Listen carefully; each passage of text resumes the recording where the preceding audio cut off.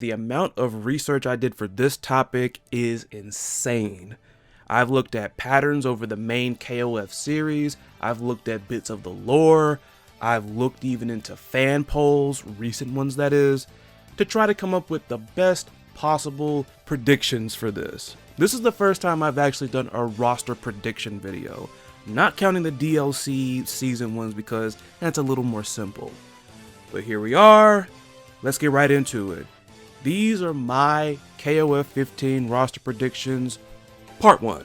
And yes, you heard that right, part 1. Because given the average size of a KOF roster and how long I could jabber on giving reasoning for my picks, we'll be here all day. So, with all that being said, let us begin.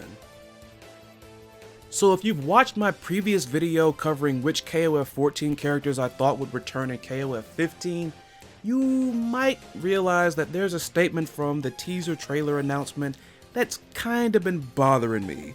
And that is the statement, the way the teams are composed will differ greatly from 14. I came down to two conclusions.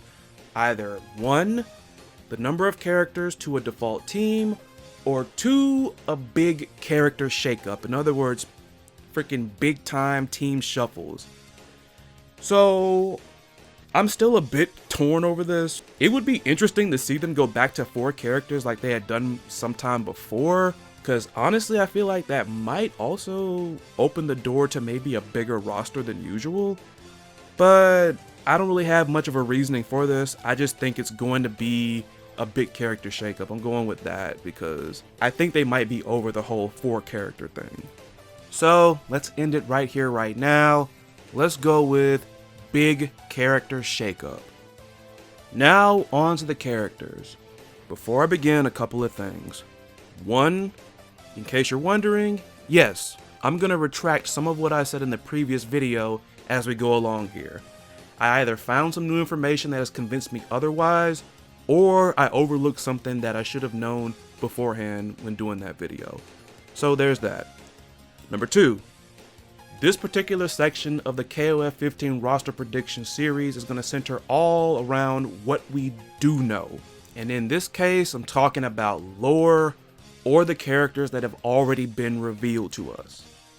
Now with that being said, let's go and start with the character who is the main protagonist of the current arc, and that is Shun'ei.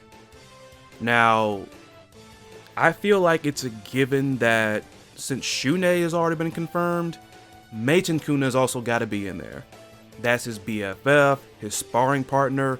For those of you who have caught on to the banter between them, it's apparently between the two of them, Meiten-kun somehow gets the upper hand on them every time they spar.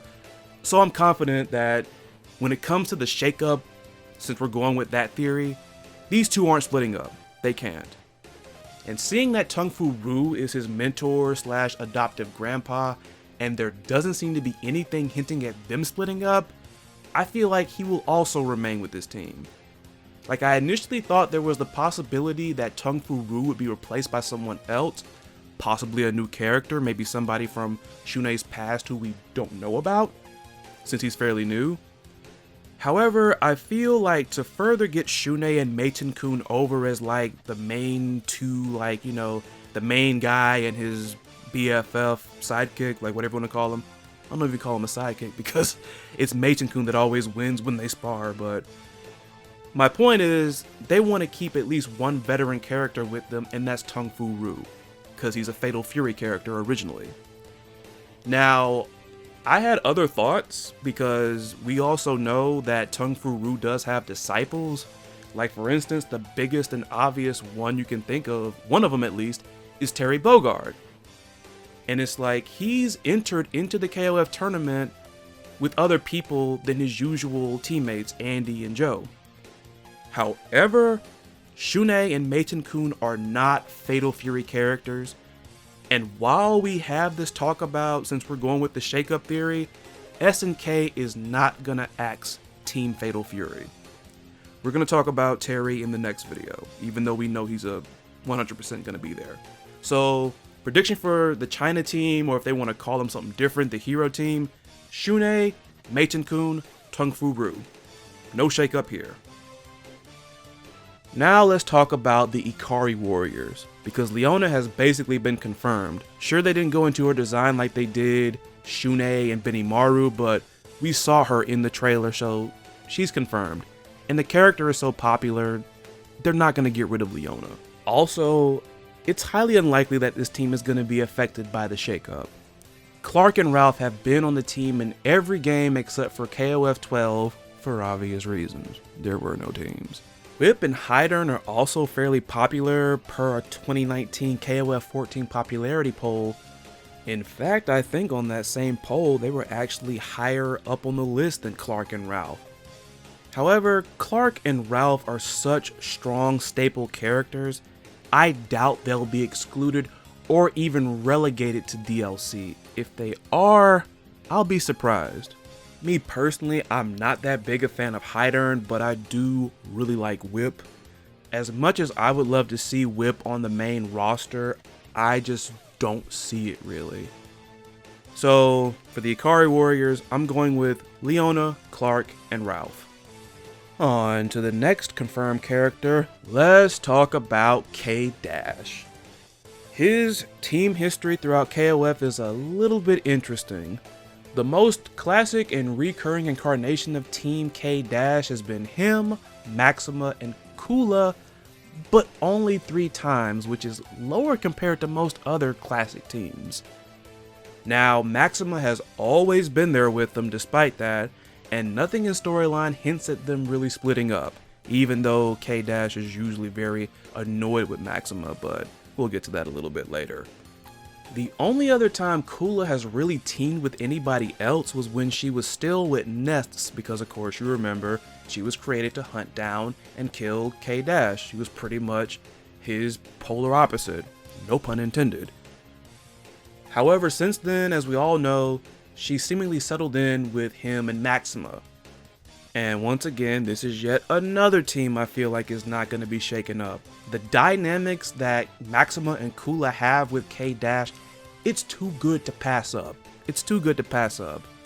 However, I will note that this team has been pretty friendly with the Ikari Warriors, and while they do help each other out on missions, they usually avoid them far as like anything social.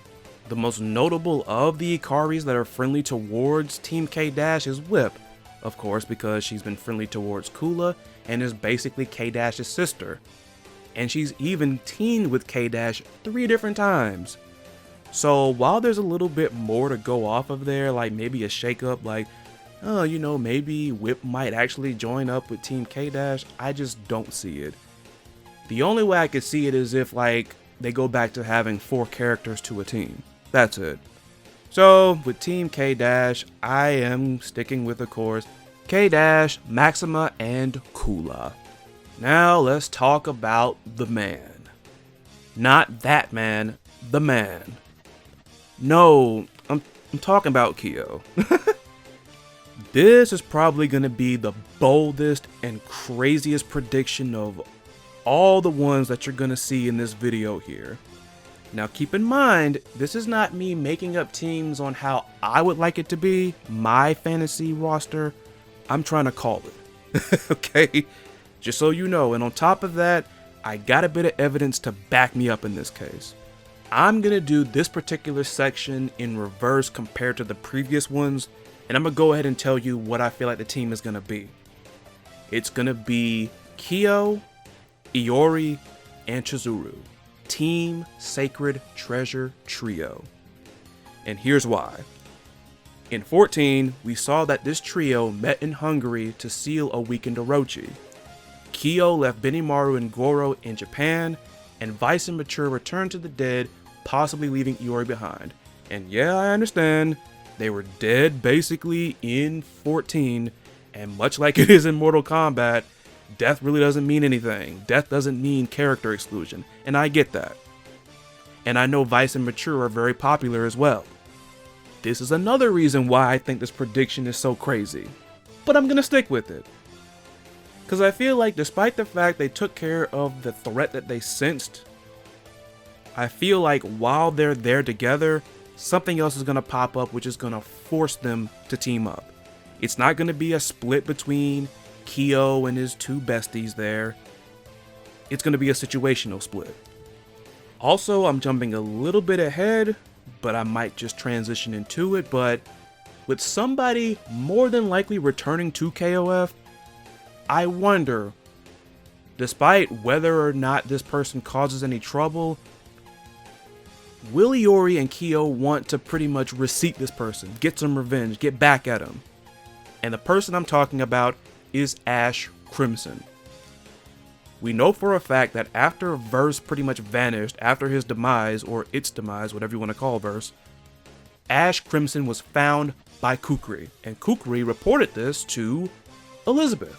This might be crazier than the Sacred Treasure Trio team prediction, because I really don't have no other evidence outside of that little bit of information. But is there going to be an Ash Crimson Elizabeth Kukri team?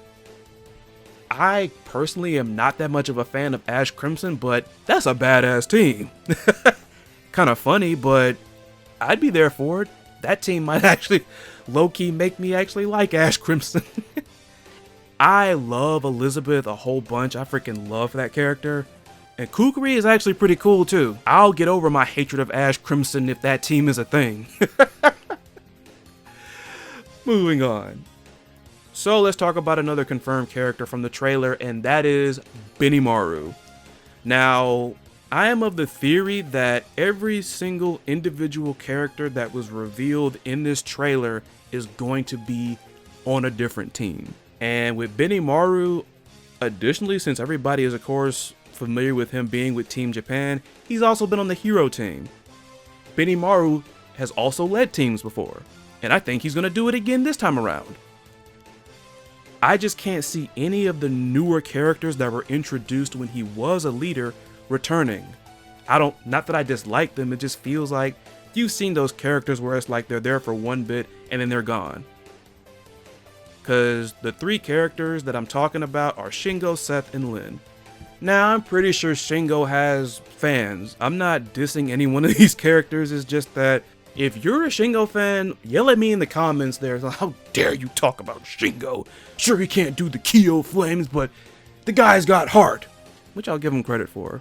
We always want to root for those types of characters, you know what I'm saying? But my prediction for Team Binimaru is going to be Binimaru, Goro Daimon, and a brand new character. With two veteran characters like Benny and Goro, it would be easier to get a new character over. As opposed to like when they bring in 3 new characters and put them in a trio, it's like that's a hit or miss. At least for me anyway.